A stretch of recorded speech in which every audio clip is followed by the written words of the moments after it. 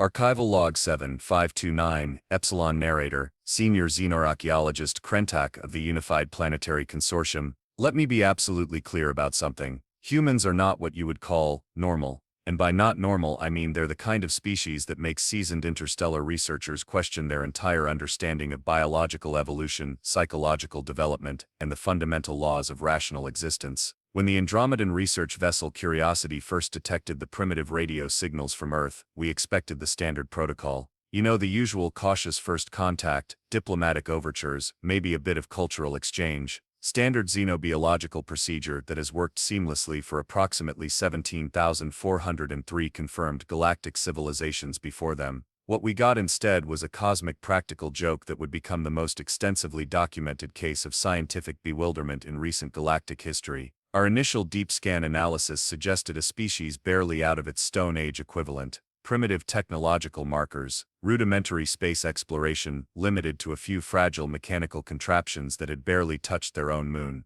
The kind of civilization you'd typically categorize as emerging, and definitely not worth immediate diplomatic consideration. But something was off, profoundly, hilariously, terrifyingly off. The data stream suggested an underlying complexity that our standard assessment algorithms couldn't quite parse, random bursts of technological advancement that seemed to emerge from nowhere, inexplicable problem-solving techniques that defied all known scientific models of incremental progress, communication patterns that looked less like systematic information exchange and more like organized chaos. Our lead xenoanthropologist, Dr. Marix Mes, a being with 273 years of interstellar research experience and more academic credentials than most small planetary government, spent 3 standard galactic cycles trying to create a predictive model for human behavior. By the end, he'd developed a nervous twitch, started talking to his data tablets, and was subsequently placed on mandatory psychological recalibration, and I mean literally conversing with inanimate objects, asking them why humans made no sense.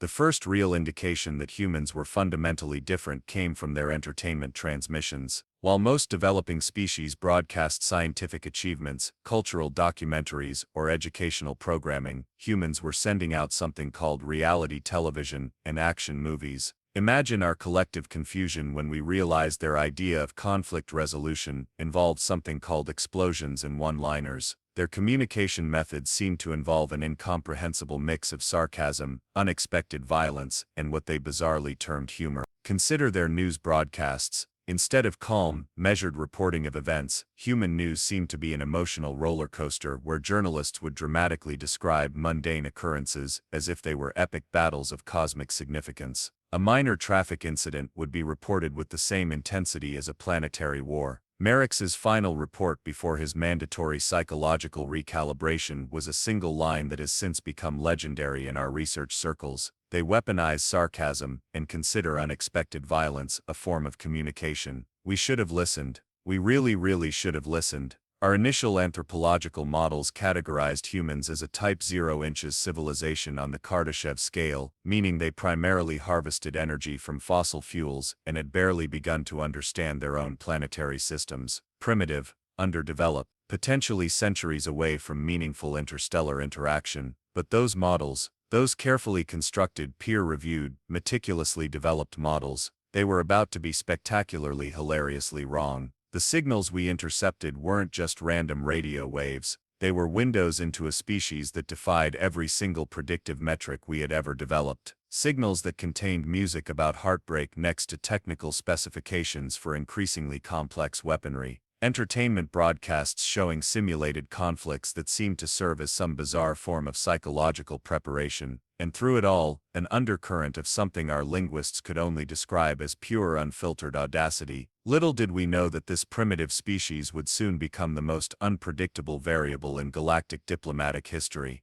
A species that would make seasoned interstellar negotiators weep, make military strategists question their entire understanding of combat, and essentially turn our nice, orderly understanding of intelligent life completely on its head. Humans were coming. And absolutely nothing was going to be the same again. The human in question, Jack Reynolds, let me introduce you to the absolute last person any sophisticated galactic civilization would want as their first representative to an alien species. Jack Reynolds was not your typical human. He was what his own species might charitably call a problem solver, and what most rational beings would call a walking disaster, with an inexplicable ability to survive situations that would obliterate most sentient life forms. Jack's background was, to put it mildly, complicated. A former Marine turned private security contractor, then an experimental technology consultant, and most recently, a freelance problem elimination specialist. A job title so vague it could mean anything from corporate consulting to something significantly less legal.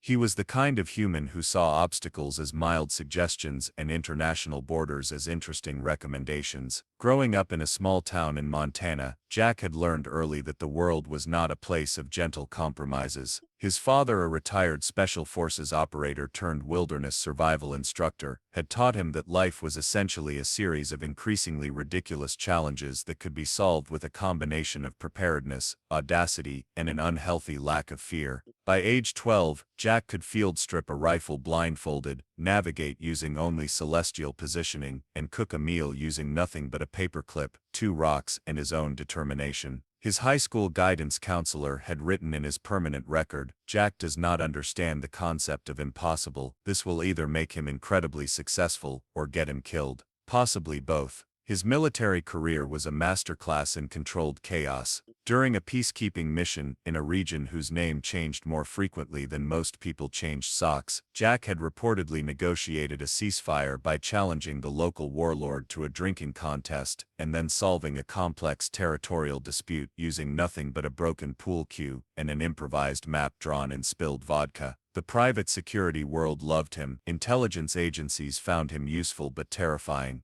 Insurance companies refused to cover anything remotely associated with his name. When the call came from a top-secret government project looking for someone who could think outside every known dimensional box, Jack was simultaneously the most obvious and the most insane choice. The project was officially titled Potential Extraterrestrial Interaction Preparedness Protocol, which was a fancy way of saying, "We have no idea what we're doing, but we need someone who can improvise." The recruitment interview was legendary within certain classified circles. "Mr. Reynolds," said the stone-faced government official, "we need someone who can potentially communicate with an alien species without starting an interstellar incident." Jack had raised an eyebrow. "By not starting an interstellar incident, do you mean successfully communicate or not get us all killed?" "Both would be preferred," the official had responded dryly. "Preferred, but not required." Jack's trademark grin had spread across his face.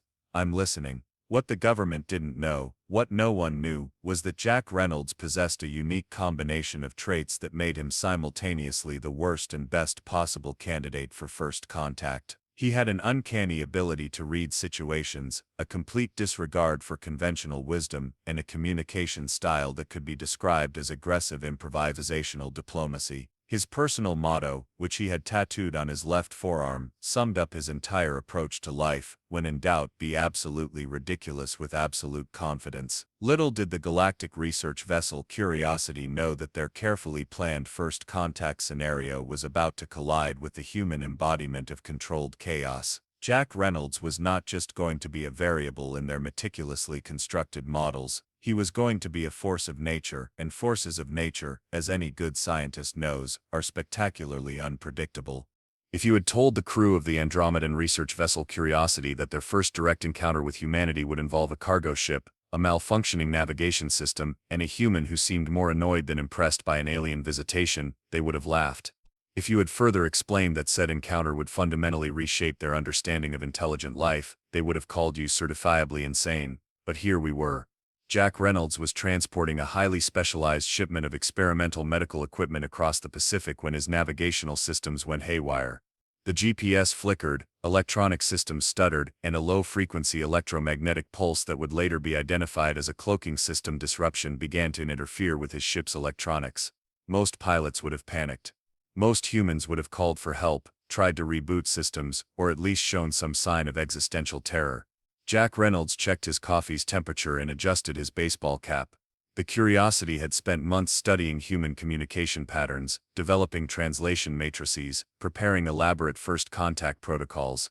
They had multiple contingency plans, diplomatic scripts, and xenolinguistic algorithms designed to ensure a smooth, peaceful initial interaction. None of those plans involved Jack Reynolds spilling hot coffee on a malfunctioning radio while muttering, "Not again," as a massive alien vessel materialized, approximately 500 meters from his relatively tiny cargo ship. The alien communication attempt was a marvel of technological sophistication: precise quantum entanglement communication arrays, carefully modulated frequency bands, multiple redundant translation systems designed to overcome potential linguistic barriers. Jack's response was to tap the radio twice, bang it against the console, and say, "Hello? Anyone getting weird signals out here, or is it just me?" Dr. Mirix, monitoring the interaction from the Curiosity, would later describe this moment as the point where all their carefully constructed models of first contact completely disintegrated. The alien communication array sent a complex mathematical sequence, a universal greeting designed to demonstrate advanced intelligence and peaceful intentions. It was a message that would take most species weeks to decode, filled with prime number sequences, fundamental physical constants, and intricate geometric patterns. Jack Reynolds looked at the screen, squinted, and said, "Looks like my nephew's algebra homework. Weird." Then he did something no xenobiological model had ever predicted. He responded. Not with a carefully crafted scientific response, not with diplomatic language, but with a string of completely nonsensical human communication that would later become known as the first contact dad joke incident. "Hey," Jack radioed back, "did you hear about the alien who went to a bar? He had no space for a drink." Absolute silence. The entire bridge of the Curiosity froze, the translation algorithms ground to a halt, unable to process what had just occurred. Dr. Mirix's data tablet actually sparked and shut down in what could only be described as digital confusion. What followed was a communication sequence that would be studied, debated, and ultimately result in several academic careers being both made and summarily destroyed. Jack, seemingly unaware that he was engaging with the most sophisticated extraterrestrial research vessel in the known galaxy, continued to speak. He talked about his coffee, complained about the weather, mentioned a weird noise his ship's engine had been making, and occasionally threw in another dad joke. The aliens listened, and recorded, and became increasingly bewildered. Their initial hypothesis had been that humans were a primitive, potentially dangerous species with limited communication capabilities. Each transmission from Jack was systematically destroying that hypothesis, piece by piece. He wasn't just communicating.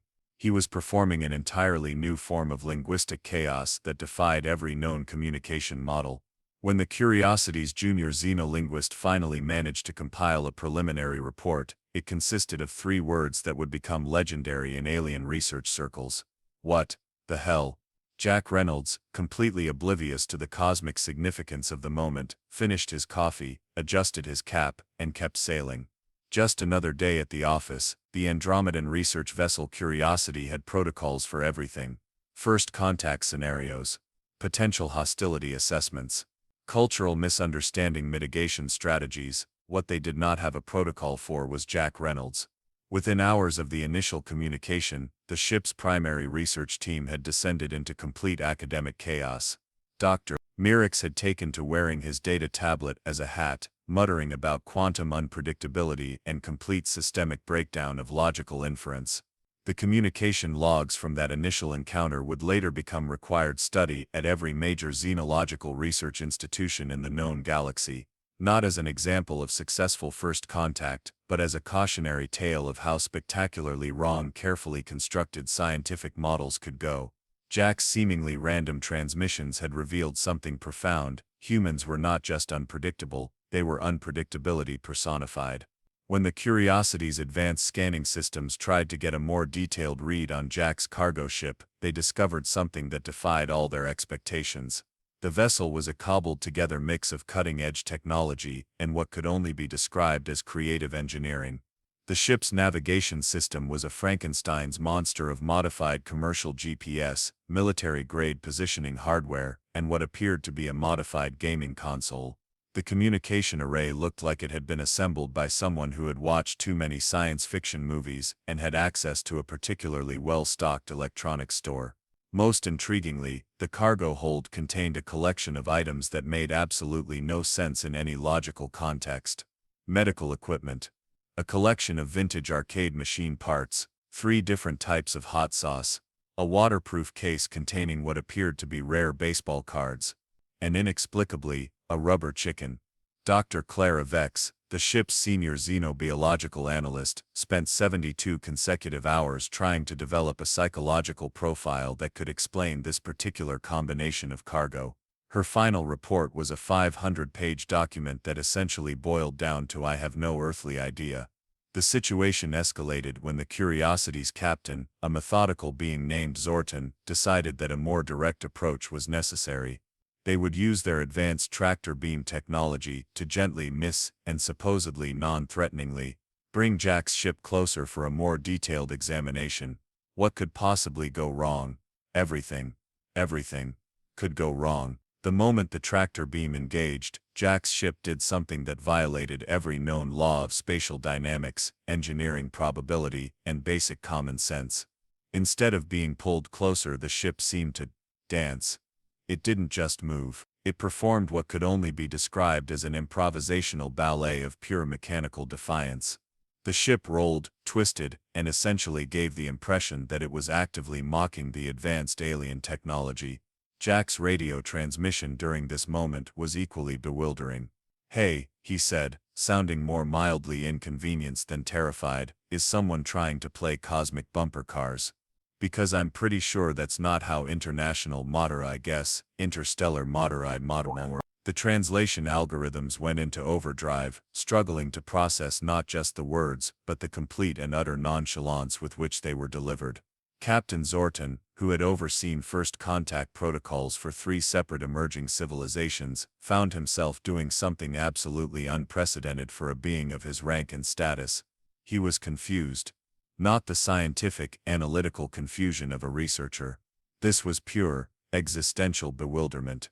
The kind of confusion that makes you question everything you thought you knew about the fundamental nature of intelligent life. The ship's tactical systems began running increasingly complex scenarios. What was this human doing? Was this a display of technological superiority? A complex defensive maneuver? Some form of elaborate communication? Jack Reynolds was actually just trying to finish his second cup of coffee and avoid spilling it during what he considered a mildly interesting navigation issue. When the Curiosity's communication officer suggested they prepare defensive protocols, Captain Zorton did something equally unprecedented. He laughed. A genuine honest-to-universe laugh that echoed through the ship's communication decks. "Defensive protocols," he said. "Against what? A human who appears to be more concerned about his coffee temperature than an alien tractor beam." Little did they know that coffee was about to become a pivotal point in what would become the most documented, least understood first contact scenario in galactic history. Jack Reynolds was not just a variable in their carefully constructed models, he was about to become a force of nature that would redefine everything they thought they knew about intelligent life. If the universe had a sense of humor, it was currently writing the most elaborate practical joke in galactic history, and Jack Reynolds was about to become its primary punchline.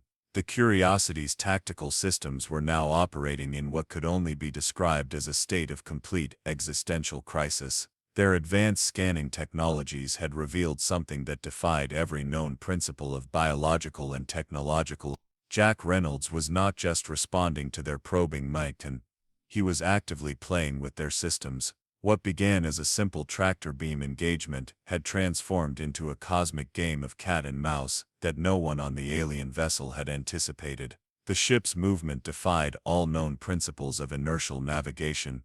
It twisted, rolled, and essentially performed mechanical gymnastics that would make even the most advanced fighter pilots look like rank amateurs. Inside the cargo ship, Jack was treating the entire encounter like a mildly interesting commute. Jarvis, he spoke to his ship's AI system, a cobbled-together intelligence that was part military-grade computer, part salvaged video game console, part something that might have been legally questionable. "Can you track whatever's playing with our navigation?" Jarvis, an acronym that stood for just another remarkably versatile intelligence system, responded in a voice that sounded suspiciously like a combination of a 1980s game show host and a military communications officer. "Tracking multiple quantum displacement signatures, boss. Whoever's out there has technology that makes our systems look like a child's calculator. Want me to mess with them?" Most humans would have been terrified. Most pilots would have called for help, initiated emergency protocols, or at least shown some sign of existential dread. Jack Reynolds took another sip of coffee. "Sure," he said, "but try to be nice about it." On the Curiosity, senior researchers were experiencing what could only be described as a collective mental breakdown. Dr. Merrickx had long since abandoned any pretense of scientific objectivity. He was now standing in the middle of the research deck, surrounded by holographic displays, muttering mathematical equations and occasionally giggling. Captain Zortan watched the human vessel's impossible maneuvers with a mixture of professional curiosity and what could only be described as professional respect. Most species, when confronted with superior technological capabilities, would show fear, submission, some form of recognizable defensive posture. This human was playing. The tactical officer, a being named Krellex, who had personally overseen first contact scenarios for 17 different emerging civilizations, was losing his mind. "They're not just avoiding our systems," he reported, his voice a mixture of professional calm and total bewilderment. "They're responding to them, interacting with them. It's like they're having a conversation through technological manipulation." Jack's ship began sending back signal patterns that were simultaneously nonsensical and mathematically brilliant. Complex algorithmic responses that seemed to be equal parts deliberate communication and pure unadulterated chaos. It was as if the ship itself was telling an elaborate joke that only it understood. The breakthrough moment came unexpectedly. Jarvis, Jack's AI, detected an unusual power signature from the alien vessel. Instead of treating it as a threat, it did something completely unprecedented. It sent a communication burst that was part mathematical sequence, part digital handshake, and part what could only be described as a cosmic wink. The sequence translated roughly to "nice tech. Want to see something cool?" Absolute silence descended on the Curiosity's bridge. Dr. Merrickx's tablet spontaneously rebooted. Captain Zortan leaned forward, something approaching genuine curiosity replacing his standard diplomatic neutrality. What happened next would be discussed, analyzed, and argued about in academic circles for generations. Jack Reynolds, still nursing his coffee, looked at his ship's communication display and grinned. "Hold my coffee," he said to no one in particular. "This might get interesting." The universe, if it was indeed writing a joke, was about to deliver its ultimate punchline. Let me be absolutely clear about what happened next. It wasn't just a first contact scenario, it was a fundamental reshaping of everything the galaxy thought it knew about intelligent life. Jarvis, Jack's improbable AI system, began what can only be described as a technological performance art piece. The communication burst it sent to the Curiosity was simultaneously a mathematical proof, a complex engineering diagnostic, and what appeared to be an elaborate joke about quantum mechanics. On the Curiosity's bridge, senior researchers watched in horrified fascination.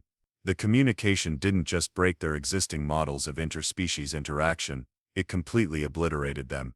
Dr. Merrickx, who had long since abandoned any pretense of scientific objectivity, was now creating spontaneous interpretive dance moves while muttering complex algorithmic sequences. Captain Zortan had developed a nervous tic that made him tap out prime number sequences whenever someone mentioned the word human. Jack Reynolds, completely oblivious to the cosmic significance of the moment, was more concerned about whether he had enough coffee to last through what he considered a mildly interesting navigation issue. "Jarvis," he said casually, "you're playing with the big kids now. Try not to break anything important." The AI's response was equally nonchalant. "No promises, boss." What happened next would become known in galactic historical records as the Reynolds Principle, a term that would simultaneously inspire and terrify xenobiological researchers for generations. The Curiosity's advanced scanning systems, designed to analyze and categorize every possible form of technological and biological interaction, suddenly found themselves engaged in what could only be described as a high-stakes game of cosmic chess. Except Jack Reynolds didn't know the rules. And he was winning anyway. Jarvis began sending signal patterns that were mathematically perfect yet conceptually ludicrous. Complex quantum algorithms mixed with what appeared to be the digital equivalent of a dad joke. Technological communication that was simultaneously a serious scientific exchange and an elaborate cosmic prank. The alien researchers discovered something profound. Humans didn't just think outside the box, they didn't even recognize the box's existence. Captain Zortan watched as their most advanced technological systems were essentially being toyed with by a cargo ship that looked like it had been assembled from spare parts and pure audacity. Their tractor beam Mimanabgers, a system that could manipulate gravitational fields with microscopic precision, was now dancing to a rhythm set by Jack Reynolds' utterly impossible vessel. Is he playing? The tactical officer asked, his voice a mixture of professional confusion and genuine admiration. I believe, Captain Zortan responded, that playing might be the most accurate scientific description we have. The communication logs would later reveal something even more astounding. Jack wasn't just responding to the alien technology, he was teaching it, demonstrating principles of adaptive interaction that went beyond any known technological paradigm. Jarvis was sending complex signal patterns that were part mathematical proof, part technological diagnostic, and part what could only be described as an elaborate practical joke about the nature of intelligence itself. The Curiosity's researchers would spend decades trying to fully decode these transmissions. Some would claim they contained fundamental secrets about quantum communication. Others would argue they were simply the technological equivalent of an elaborate knock-knock joke.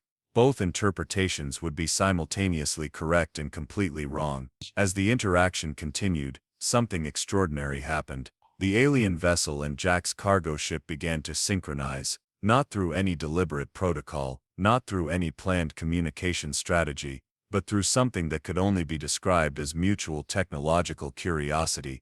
Jack Reynolds continued to drink his coffee. Jarvis continued to send impossible signal patterns. The universe continued to be absolutely bewildered. When the interaction finally concluded, after what seemed like both an eternity and a moment, the Curiosity's researchers had learned something profound about humanity. They were not just another emerging civilization.